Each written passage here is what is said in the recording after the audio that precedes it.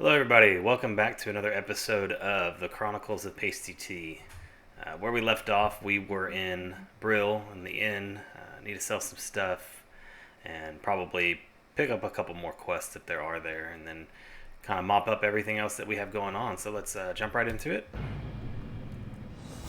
Apologies for the third video. I didn't realize that the frame rate seemed to drop to a crawl when I died, and throughout the rest of the video, I kind of tested it out to see if maybe the capture does not like the death plane and the gray and the ghost effects and all like that, but it seemed to work fine when I tested it outside of that instance. So whatever happened in the video, I don't know, but the difficult thing about recording MMOs such as this is that they autosave basically every single time something occurs. And so it's not like I can go back and redo that footage. So just bear with me, and hopefully there's nothing like that continues to happen. But here we are in the Gallows End Tavern. So we're going to go ahead and do I still need to sell some stuff? No. Okay, so I did sell the items that I did not need. Actually, I'm going to go ahead and level first aid while I'm here. And then we're going to go ahead and make some of the linen bandages, just while we're at it. So the cloth that you pick up from humanoids can be used for bandages. It can also be used for tailoring applications. Some of the other professions may use bolts of the different cloth, but it's mainly used for first aid and tailoring. So we're going to go ahead and create these, level up the tailor skill, and then what I'm going to do is any stack that I have of this bandage over 20, I'm just going to go ahead and sell, because as a mage, you don't really use bandages too much. It's mainly for like melee classes that don't have any way of conjuring food or healing themselves. But it is really, really nice to have in a pinch, especially if you're fighting multiple enemies and you're still in combat and you can't eat or drink in order to refill your health, or you don't have any potions, or you're on a cooldown on your potion. So it's good to have a lot of these in reserve. I'm going to go ahead and put that on my taskbar. So these bars that we have that you can see the different skills at, basically if you have an item or a skill, you can just drag and drop it to any of these available nodes. So as you can see, each bar has, 1, 2, 3, 4, 5, 6, 7, 8, 12. Alright, so we're going to sell that. So it's really nice to have those just available, so you're not having to search through your bag, or you're not having to basically like look for a skill that you use all the time. And as you can see at the bottom bar, so down here, this is where your numbers 1, 2, 3, 4, 5, 6 all the way to the plus sign or equal sign is, and you can set those up to be different hotkeys. So later on I'll set it up for different abilities to be like E or Q or F or G, or that kind of stuff, so that way my hand is already close to being able to hit a hotkey to activate a spell, instead of having to like reach up and hit my number pad. Alright, we're gonna make some food and water, because like I said earlier, that stuff disappears after 15 minutes of being logged out, and this was yesterday that I actually played, so I'm going to go ahead and refill my mana. As I said, we're going to go kind of over in this area, knock out those quests. As you can see, I still need some putrid claws, and then I need to kill some of these grave robbers and all that kind of stuff, so we're going to go ahead and go that way, pick up some of those quests. Eventually we're going to go down here. This is where Undercity is, and that's going to be our main world hub.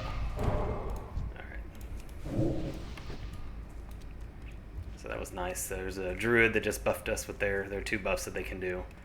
And it's commonplace to see characters buffing themselves and other people as they pass by, especially in early game where there's a lot of players out there, because any little bit helps, and honestly getting another 2 attributes to everything does make a big difference. So it's nice to have players that are friendly like that.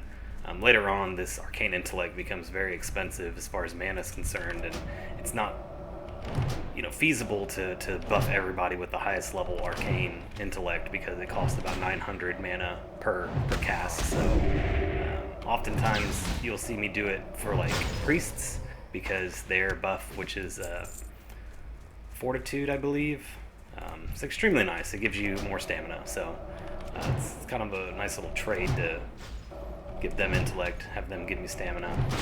But we'll come across that later.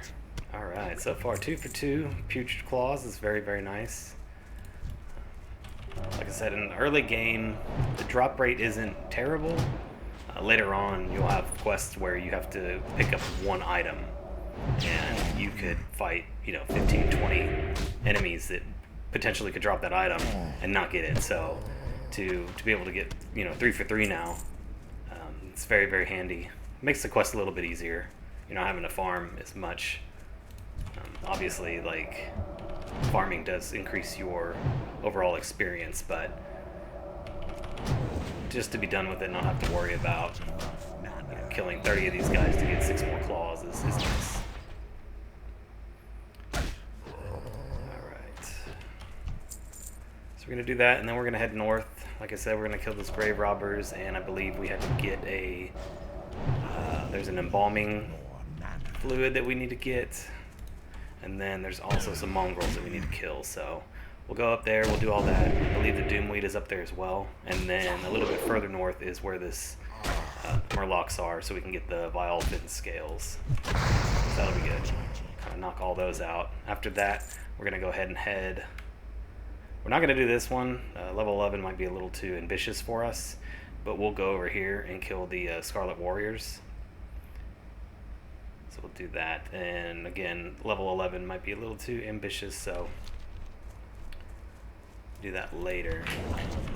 But by the time we make it out there, as you can see, I'm almost level 8, so we might be level 9, which would make a level 11 quest very, very trivial.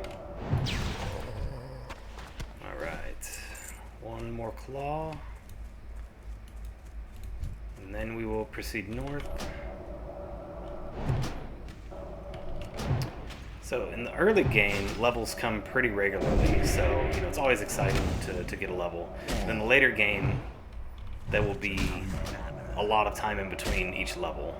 There might be like a level per day of play, just based on the amount of like stuff that I'm able to do. So like, there's a priest. Oh, they already have a buff. That's good. Looks like they're questing together. Okay, so I got all my Putrid Claws. That's awesome. So we're going to go ahead and continue to the northeast and try to avoid these guys. Actually, I'm going to go ahead and fight one just to get the level. Looks like I need another 44 experience. And I haven't been paying attention to how much these guys give, but there we go.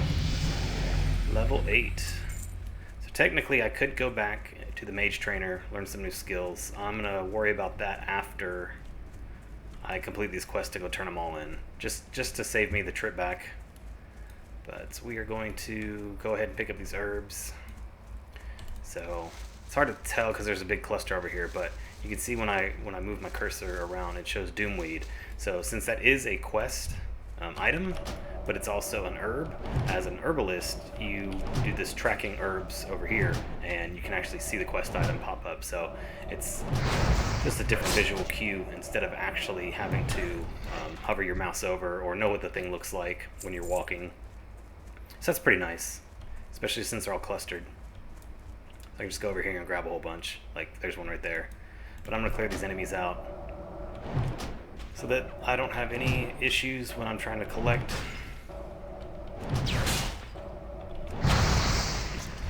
Let's see. And they are not dropping the eyesore. Or what is it?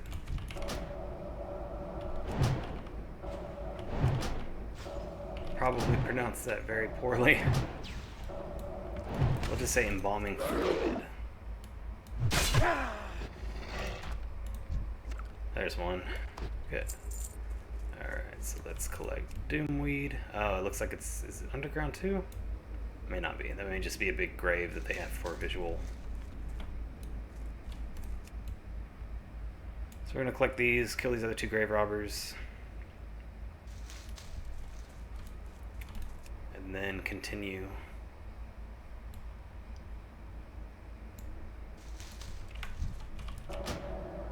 So other classes will have different perks. Like I said, mages are pretty versatile when it comes to being able to, move around. You have spells that slow down the enemies. You have, oh wow. You'll end up getting a spell called Blink, which will teleport you out of binds, and it'll also push you ahead 20 yards. You have teleportation spells that you'll get that will move you to major cities, and then eventually you'll get portal spells that will be able to teleport your entire party to a major city. So those are super handy. Oftentimes you'll see people in a city ask for a port to a different, like another city. So they'll be in Undercity, and they will want to go to Torn Mill, for example, or not Torn Mill, whatever the Torn capital is, Thunderbluff. Wow. Obviously, it's been a long time since I played a Horde character. It's pretty sad, but either way, so mages have that capability of porting people. Warlocks will end up getting a skill where they can summon, and it requires a soul stone, and it requires, once the warlock opens the summoning portal, then it requires 2 other people to kind of channel with the warlock. So you need 3 people, and then you can summon a 4th person in your party anywhere that the warlock is at. So really, really handy, especially when it comes to like dungeon or raid groups that are trying to get everybody to the same location instead of having to fly to the nearest flight path and then walk or use your mount. Like the warlock can summon you there, and so that's really handy. And a lot of times people ask for summons when it comes to like an area that you don't normally have access to. For example, every month at the beginning of the month, in fact this weekend I believe is going on, there's a Darkmoon Fair, and it kind of randomly, well, I think there's a pattern, but it'll go to different areas. So last month it was near the Horde major city for the orcs, Orgrimmar, and that wasn't really easy to access for Alliance characters because your nearest flight path is Booty Bay. Is it Booty Bay? I think it's Booty Bay. Either way, Ratchet, sorry. So your nearest flight path for the Alliance is Ratchet. And then you have to basically just walk over here. So you have to go here to Durotar, and then I believe the Darkmoon Fair is kind of in the southern area, outside of the city. And it is a neutral area as far as the NPCs that populate the Darkmoon Fair aren't aggressive towards anybody, but considering it's near the major city, for a horde, I'm sure there's a lot of fighting that goes on. I don't know, I can't remember if there's actually guards. Some of the neutral cities, especially like the goblin towns, will have their own guards that'll be higher level, and they'll be grouped together, so it's difficult to really start a turf war if the guards are there to break it up. Alright, so I do need 5 more mongrels. It looks like they're all north. Yeah, so we'll head that way, but in the meantime we can still pick up these embalming fluids. So the drop rate's pretty good. I'm gonna go pick up that silver leaf. Keep my herbalism going.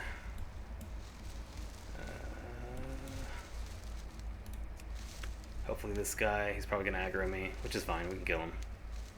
Yeah. At least we got the silver leaf sword. We will continue north. Like I was saying, in later episodes, we may start some editing. I'm sure nobody's going to want to see 12 hours of a single level and questing.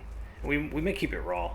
I'm not sure how I want to approach this. I mean, obviously, like, once you start getting to level 30 and upwards, then it becomes a lot longer in between levels. But for right now, I think since these levels are so quick, then it's exciting to see the progress made for the experience and all that stuff. But we could see, this is troublesome.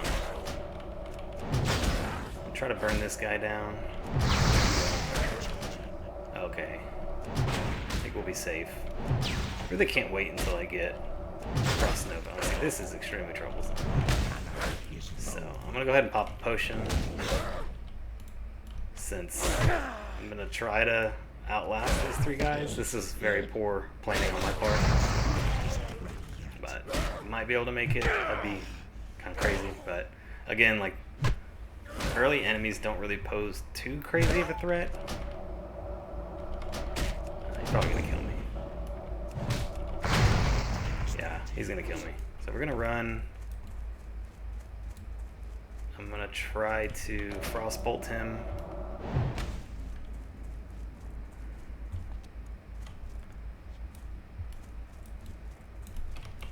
There we go. Alright, so that doesn't resist. Good. Okay, so yeah, we're gonna go ahead and eat and drink.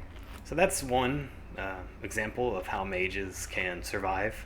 Of course, that was just poor planning on my part to allow 3 guys to come attack me at the same time, but basically your Frostbolt allows you to kite, which you saw there. My health was very low. 1 or 2 more hits and I would have died, but I was able to keep him far enough away from me to where I could regen enough mana to continue to pelt him with Frostbolt. So good thing. So we didn't have to go through the graveyard again.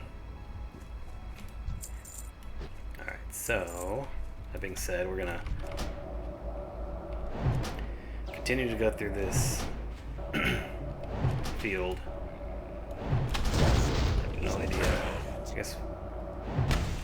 guess the mongrels are spruce throughout this area. Not a big deal. Ooh, that's nice. 99 copper per item. Very helpful. So I do want that silver leaf. So I'm gonna go ahead and fight this guy.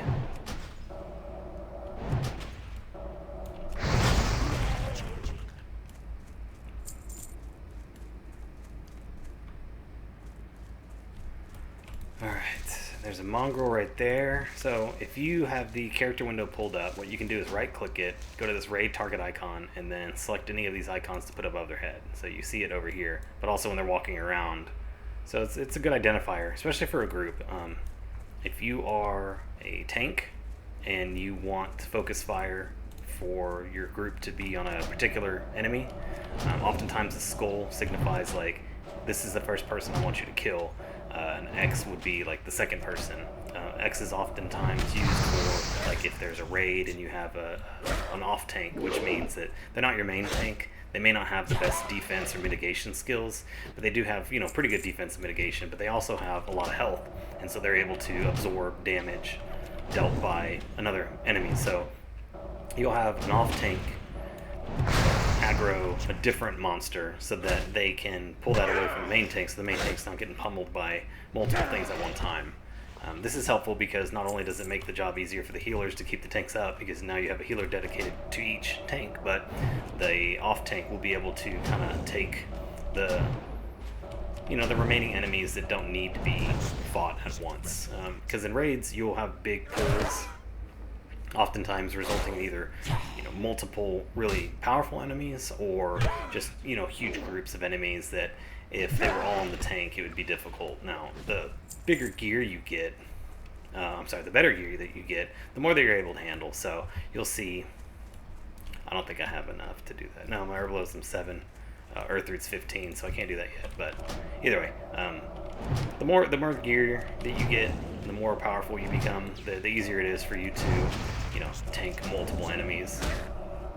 But oftentimes it's just a good rule of thumb when you have off tanks in your group. So it's nice to be able to, you know, have the capability of doing that. Oh, I see. Okay, so this is where Maggot Eye is. I think he's in this building. Yeah, there he is. Oh shit. So that wasn't what I wanted, but that's okay. We're gonna tank him right here. So this guy is a named character, and a lot of times you'll find that named characters have, you know, certain items that you want, whether it's a quest item like his paw, or they'll have a... They usually have a drop. They're usually important in some regard. So if you are... Dang it. Alright, so we're going to play that a little bit safer next time. Because I honestly just kind of walked up on him and just decided to Rochambeau, and that obviously wasn't smart. He's 2 levels above me, and he has attacks that knock out more than I was expecting, so that's okay. Not paying my best attention, but either way, so we're just going to walk back. You can see in the lower right-hand corner, it's going to be about 40 seconds, so we'll get back there, we'll resurrect, we'll buff ourselves, and then go ahead and give it another shot. This time I'll make sure that I give myself plenty of distance so I can get the frost bolts going before he can actually physically attack me. Oop.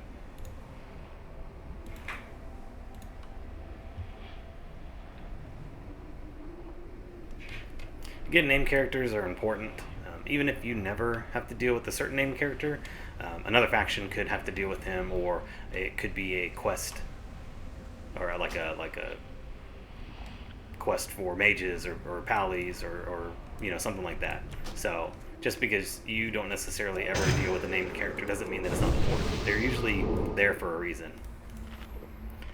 Alright, so let's go ahead and buff up. So you can see this guy over here is kind of patrolling around. Might need to take care of him just in case, because I'm going to try to pull the guy that we were killed by over into this field. That way I have this big area to, you know, kind of attack him. So I think what I'm going to do is I'm going to kill this guy just to give me more leeway as far as running around without having to worry about picking up any extra guys. Kill that guy. And then... Alright, so we're going to put in an icon, skull.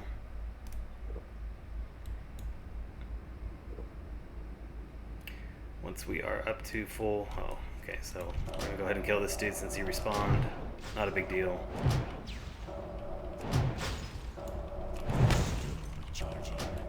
Like I said, I want to have free reign of most of the area so that I can kite him in case I need to. Kill that guy.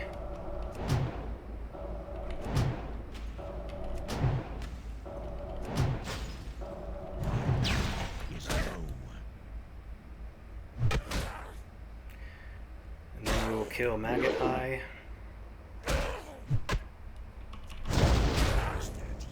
And then we will go north and kill the Merlocks. Come on. Alright, so this... Obviously somebody came through and killed all these guys beforehand, which is fine. You know, the other thing about a named character is since there's only one, a lot of times people will group up to fight them because it's a lot faster to have like 5 people kill a guy one time and all get credit than 5 people that are not in party together kill, you know, wait for the guy to respawn 5 times. So but when it comes to Horde and Alliance having to fight the same thing, you'll find a lot of, I'm not going to say it's stealing, but it will be annoying to have to sit there and fight for the same, you know, named creature that everybody needs to fight. Because when you tag a character, like if I were to hit this guy with the spell first, then he becomes gray. The red little bar right here becomes gray. And basically what that means is that if another player were to attack him, he wouldn't get any credit anyways, because I've already tagged him. So that being said, a lot of times it's advantageous to tag a character if you're ready to fight him, then wait, because if somebody else tags him, then you have to wait until... Alright, much easier. Alright, I'm gonna go ahead and check inside the house. There might be a treasure chest, I don't know. No, it's just empty, but that's okay. Sometimes there is, sometimes there's not. Treasure chests, I believe, have random spawn behaviors. I don't know if it's conditional to, you know, being on the side of houses or outside, because you won't find them like in the middle of a field. Normally it's kind of next to a building, inside a building. But alright, so these are Merlocks. These are one of the characters that is famous in WoW. They have a pretty funny like battle cry, something like that. But either way, Merlocks are funny. They end up becoming, you know, more important and a bigger part of later expansions. And Wrath of the Lich King, I believe it's Wrath of the Lich King, you can become a Merlock, or you at least get a Merlock suit, because you're helping out a scientist that's very interested in the Merlock. Alright, so we're going to throw this away, and we're going to throw that away, because I need to collect these items. And as you can see, my inventory is full. So I got rid of the stuff that wasn't important, because I don't need found water when I can create my own water. So I went ahead and threw that away. 1 copper a piece. I mean, yeah, every little bit helps, but it's not worth walking all the way back to sell just to come back here to be able to pick up my quest item, the fin. So as you can see, another characteristic of Merlocks is they're grouped pretty closely together. So it's more difficult if you're just trying to run through and kill everything that you see, because, you know, if I attack this guy, these other 2 near him may also want to fight me. So just like this guy, you can see these Merlocks that are in the water are coming in and out. So I'm just gonna, you know, do single targets right now. I don't really have great defense against multiple enemies at the same time. So we'll fight the guys one-on-one.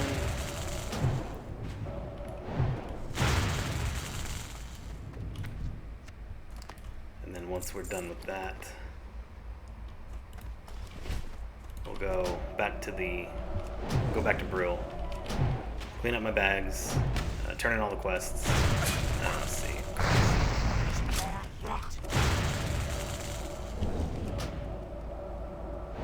I'm probably gonna die. Oh yeah, definitely gonna die. That guy knocks out too much. We're gonna run and hopefully get out of his range before he kills me,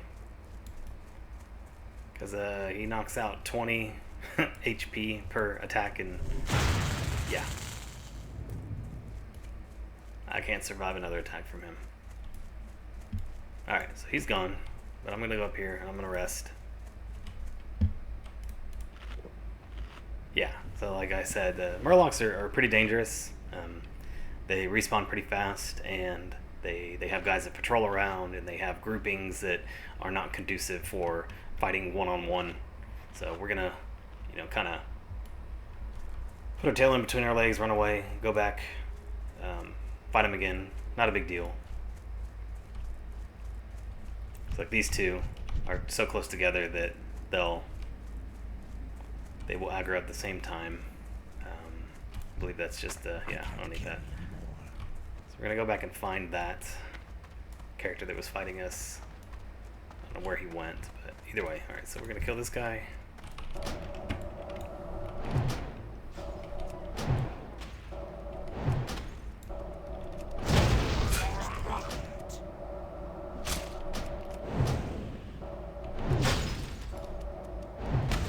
So these Merlocks also have that runaway in fear animation, which is helpful when they're by themselves, but when they're grouped together, when they can run to another group of enemies, that is not helpful at all, because they will, you know, run to this group of 3, and then now you're fighting 4 guys, and it's kind of a pain. But right now, when it's an individual, it's very, very easy to handle. Alright, so this Oracle may or may not pose a problem right now. Okay, good. We're going to refill our mana, then I'm probably going to fight him next, and just go along the coast, fighting the individuals. I'm going to turn my... So another thing when you die is your tracking of whatever it is, whether it be ore or herbs, or paladins can track undead. I believe druids can track beasts. Some characters can track humanoids. You know, there's a whole bunch of different things, but that gets reset. So basically, when you die, you don't have that tracking on. So you have to just turn it right back on. There are mods that will automatically turn it back on after you resurrect. I don't really find that necessary. I may miss out on some stuff, but as you can see here now, the earth repopulates.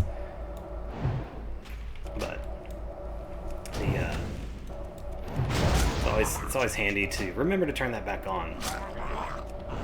Because sometimes you'll be like, oh, well, I haven't seen an herb in a long time. And then you look up and be like, oh, it's because my tracker is off.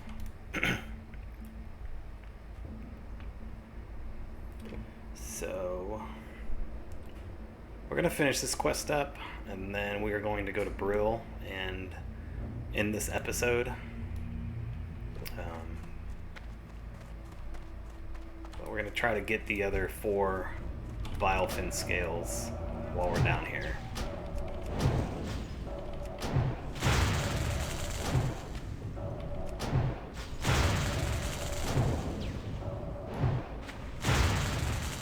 Good crit. I can't carry anymore. Alright, these guys just do not want to give up their scales. That's kind of a little glitchy. He's hovering. That's pretty neat. Yeah, so that's bad. Do not have enough mana to fight both of them. But it's okay. The aggro range isn't too long. Later, the enemies will follow you for quite a long time. Almost an insane amount of time. Especially if you hit them. It seems to be in Classic that if you were to continue to attack an enemy, you can pull them much, much further than you would normally be able to. Like that was maybe, I don't know, 50 yards they followed me. And so if I were to continue to attack them and run away, then they would travel much, much further to try to kill me than those guys did.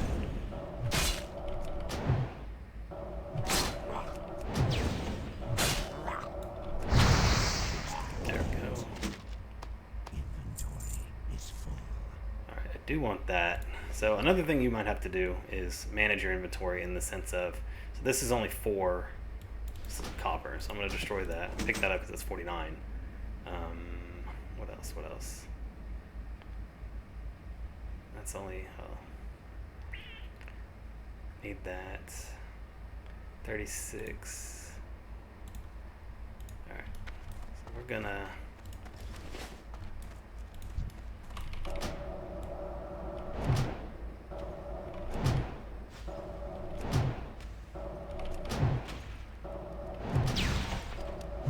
hopefully the rest of the 3 drop pretty quickly.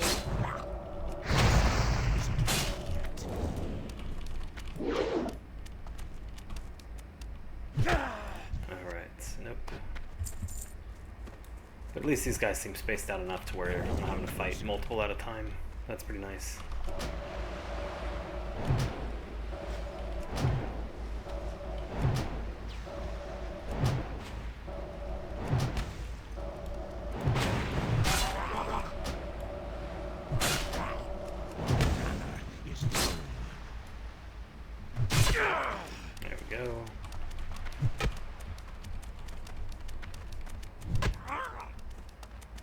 One more hit. Alright, two more. I'm gonna go ahead and fill up my health and mana since I'm here. And then it looks like I have 3 candidates for single pulls. So that'll be good.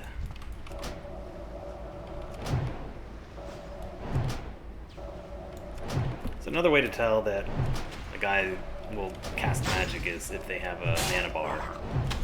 So these guys are obviously just melee fighters. So it's much easier to kite them because they don't have any ranged attacks. Some of them can like throw a spear or shoot a gun or something like that, but this guy just hits me with his spear. I can't carry anymore. Alright. Hopefully you can get him. There we go. I just need one more, which is good.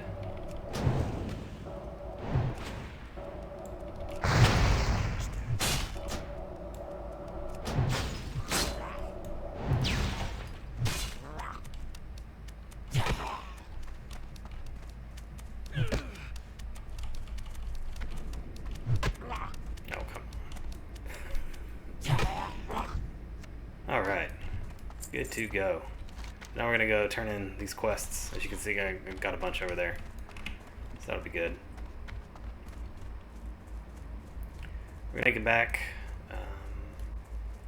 And then we will start the next episode with quest turn-ins, bag cleanup, more quests to get, and then we'll go on from there. We still have some more quests to do.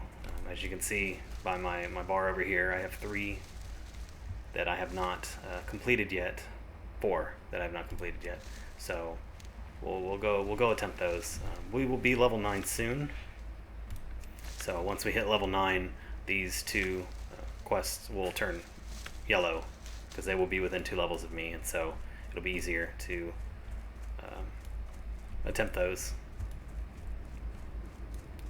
Actually, since I am greedy, I'm going to go ahead and pick up this silver leaf and go back and pick up the other one because my herbalism needs to upgrade. I would like to be 15 soon so I can pick up earth root because that just gives me another node to farm. And earth root sells a little bit better than silver leaf and the what is it? Peace bloom. So it's just like a level up of alchemy, you know, potions that can be made, but either way, since we are still failing to collect silver leaf in each attempt, it's just better for, you know, to continue to do that, because each time I successfully activate this, I get a point. So now I'm level 10. Jeez, they just want me to get all of this, don't they?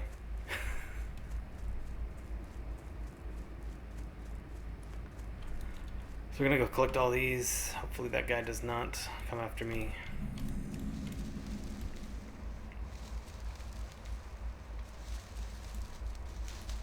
Alright. It's kind of a little segue. I'm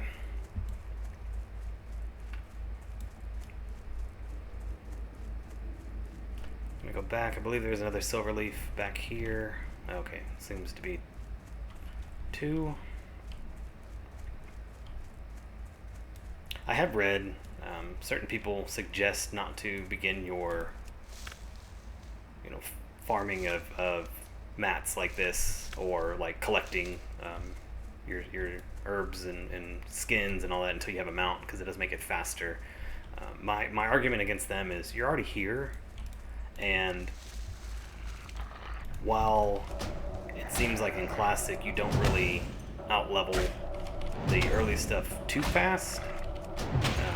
When I mean out level, I mean that, like, since this stuff is early game, when you hit, you know, later levels, you're going to find higher amounts of or higher levels of, okay dude, there we go, higher levels of herbs and ore and all that kind of stuff. And so Peace Bloom will end up becoming to where it doesn't give you any more levels. But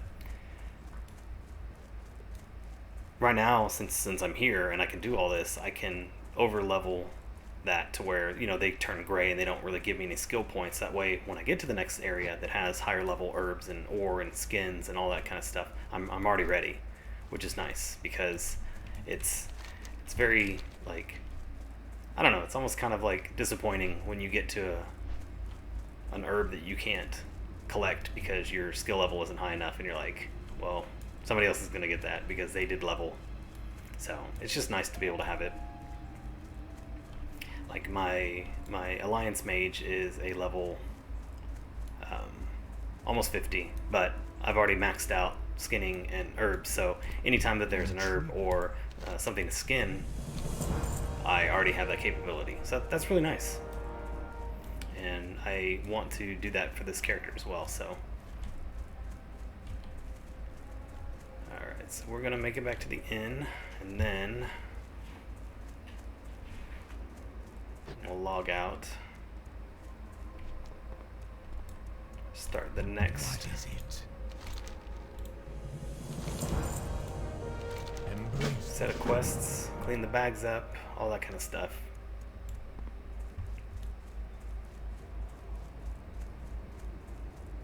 Yeah, as you can see, I'm 25% away from leveling, so these quest turn-ins will definitely give me that. What now? Farewell. 90, 115.